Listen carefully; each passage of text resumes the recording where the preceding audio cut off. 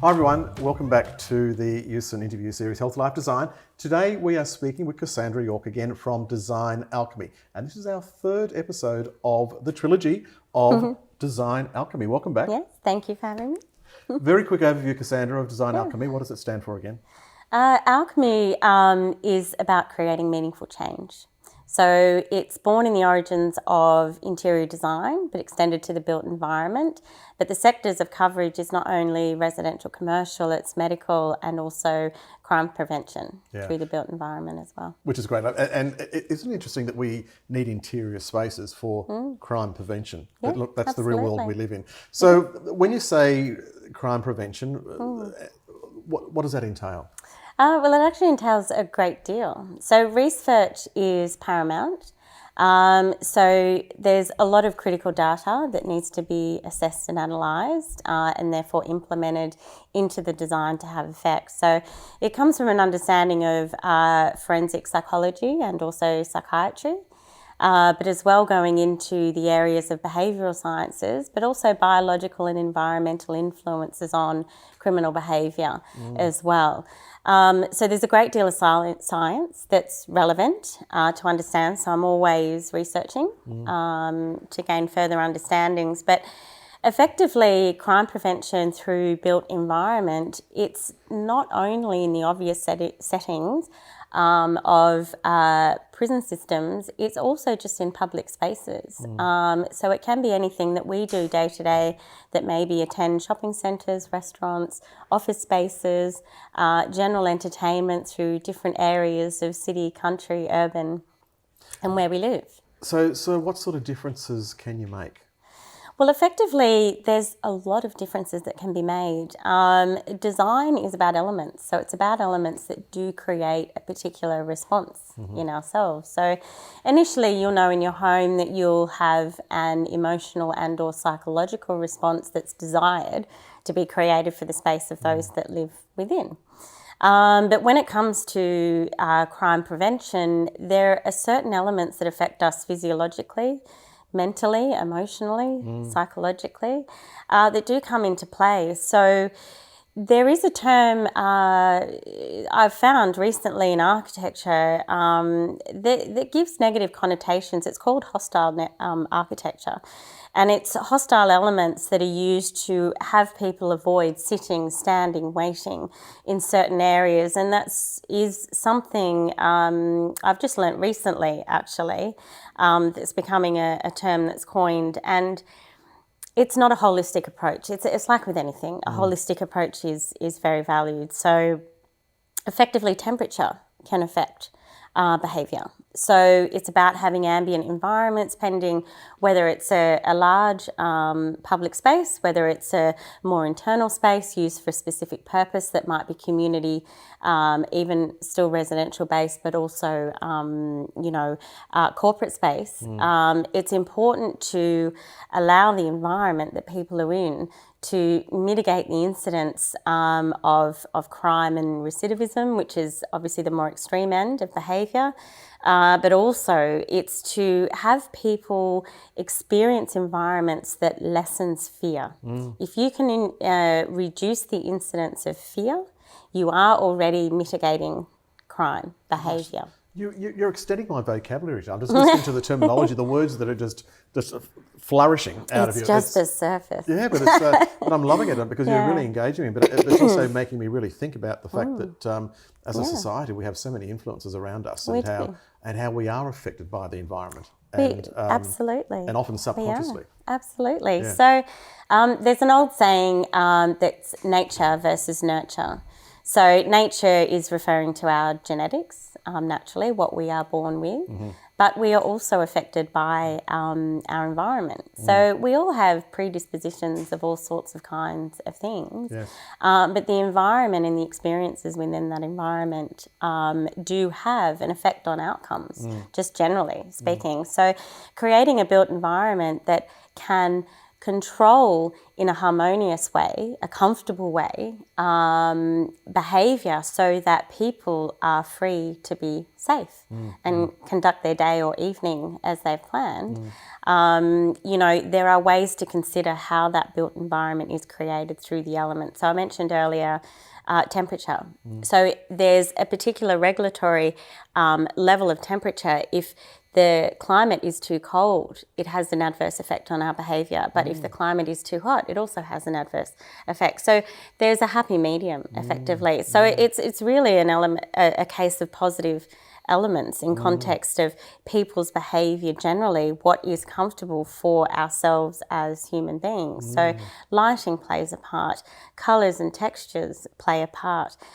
We have so much complexity now with technology, visualizations, imagery, messaging is very constant and repetitive as well. So it's about creating, pending the purpose of the built design, an environment that is safe for everyone to conduct what is purposeful within that environment. I mean, something that just comes to mind as you're saying that is sleep deprivation and how we react with lack of sleep. And if our environment isn't conducive to giving us restful sleep, our moods completely change, don't they? Well, absolutely. Yeah. I mean, sleep affects all levels of psychology and physiological, elements within us. So sleep is very important, and that's where in the home you want to have the environment. Effectively, what we're trying to create is that kind of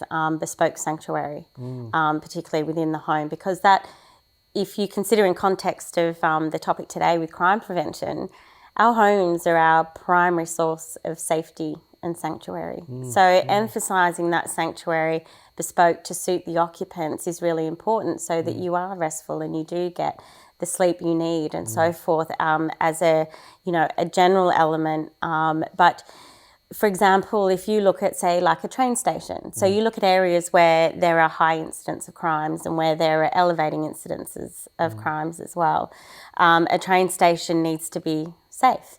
So you need to create elements so that there is not the opportunity for offending of the nature that can be.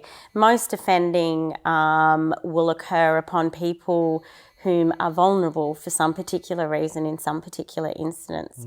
So, it's very much about designing to ensure that those vulnerabilities are not present. So, for example, there's train stations out sort of Western Sydney, newly designed rail systems that are quite effective with the way they're designed. There's a lot of nature involved and there's a lot of contextual connection to nature.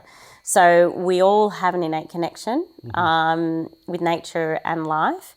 We're all designed to survive. So it's an instant sense of calm just with trees. But the way the trees are designed and placed is so that there's visual points as well, so that you don't want to be creating black spots, literally, where people can't be seen safely and securely as well. They need to egress from exiting the train to the car park or vice versa to begin or end their journey.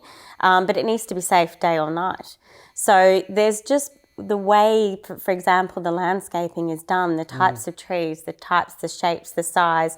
It's all about creating good visual points so that people can egress safely from that point to their car. I'm going to look at a train station the same again. Yeah. But I'm visualising this as you're saying that, and there are those that you can see that haven't had that design element because of their definitely. age, the their age, definitely. But those new ones, I've seen some, and I see what you're saying. Yeah, it's a very different effect. Definitely. Yeah. And very much this part of alchemy is not just about the design context, but it's also about meaningful change in policy as well. So that is another area of the business where changes need to be made. And, recidivism is obviously, an important element to understand, and that's where people reoccur reoccur doing the same crimes over and over again. So they might have been institutionalised within a particular prison, go through a particular program, but still come out and commit the same levels of crime as they did before. So their rehabilitation hasn't been successful, That's or right. in some cases, will rehabilitation ever fix it? That's right. So I look at the area of rehabilitation. It's not as effective as it needs to be. There's a lot of other aspects of the law that are not appropriate, where people are released when they shouldn't be released. And where, for example, people who do offend at that very high, heinous level may not have been as effective as they intended, but enough to be imprisoned for a period of time, and then they're released based on sentencing structures and equations, that their time is placed, and that particular process of trying to rehabilitate is not effective. They effectively come out better at the crime than they were when they first went in. And there's been many incidences where they come out of prison and they do that job more effectively. Interesting. And it's very quick after they're released as well. So there's areas within the system that need attention, that is in the prison systems itself and the rehabilitation process. But also in terms of sentencing and sentencing periods, there needs to be reassessment on the weight given to particular crimes that is then related back to the recidivism to know whether or not that person is or is not suitable to be released. The sectors, the forensic, there are various sectors that come under like that. Yeah, well, there's various arms of science where people are very dedicated to understanding certain levels of science that are very complicated in themselves. And what I value is an integrative approach, because each sector of science, for example, forensic psychology, forensic psychiatry, then you've got biological influences. It's an emerging understanding of criminal behaviour. There's predispositions in people, and that does not mean that somebody is born bad. Nobody's born bad, but an environment can induce and or create that level of behaviour. It's defined as antisocial, but sometimes those behaviours can be very heinous, and naturally we want to, we ideally want to stop it, but, we work towards mitigating as much as we possibly can. So my belief is that with all those arms, it's important to integrate and bring in an interdisciplinary team approach. So that is, have experts from different areas, pending what the design purpose is, what the outcome required, what's being built. Is it a community? Is it for residential? Is it for, mental health management? People are living all sorts of different circumstances. And essentially, the ideology with our law system is to give people the chance to rehabilitate. So that in itself is very noble, but it is also fraught with a lot of difficulties and a lot of problems. And at the moment, some things just don't occur right. So levels of crime attach certain levels of labels that then get quantified in certain equations for sentencing. And that process is not necessarily right, giving someone the opportunity to be released when really they're not fit to be released. So all of those arms of science that are relevant to understand also come back to the recidivism element. And so taking it into context of an actual prison, and the purpose of being imprisoned, whatever the time period is to give that opportunity of rehabilitation.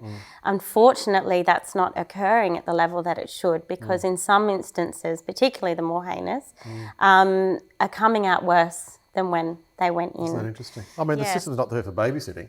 It's there to have an outcome, isn't That's it? right. And when, in circumstances of how heinous is determined to therefore determine sentencing periods, there's also not correct weight given. And we are slowly moving through the process of that level of judiciary deciding on sentencing terms and giving due weight to heinous crimes. We have the, independent royal commissions into institutional responses for childhood sexual abuse. That brought about a great deal of information and recommendations of change. But it's going to take time. So from my own personal experiences, the understanding the how to change, that's the complexity. And no one person can do everything. So there are so many experts with so much knowledge, and it's about integrating to deliver what that information is to prepare judiciary for what due weight is in accordance with certain crimes. And, earlier we mentioned, prisoners coming out worse than when they went in, and perhaps facilitating crimes that they weren't as successful with, which was the crime that appointed their incarceration, but they've come out and within a matter of weeks or months done what they initially set out to do. And that's where psychology and psychiatry come into play, because there is the antisocial, what's deemed as personality disorders. So psychopathy, for example, psychopaths, very effective at answering questions correctly to make them sound like they've learned what they need to learn. We should be putting you in front of Parliament and all the corrective services out there that engage these various enterprises, because it certainly is a whole new mindset. You've covered off so many of these aspects in the trilogy, which has been amazing. Yeah. We can talk forever on this, and we're going to have you back to talk more about it. But in the meantime, where do people contact you? How do they find you? Directly via email, so cassandra@designalchemy.com.au. Instagram also is designalchemy_official. So your interior design services cover everything from residential to commercial to the facets of the Design Alchemy. And, absolutely. And it's very much extending to optimal mental health, and that's where the crime prevention even comes from as well. It's about helping everybody, and it's not one-sided to the offender and or the victim. It's about both and taking in consideration every aspect of behaviour that contributes, but effectively it's about optimal mental health for all. So in medical settings and people with conditions where their built environment needs to assist there could be recovery and or therapy, or just quality of life going forward from a diagnosis, but also,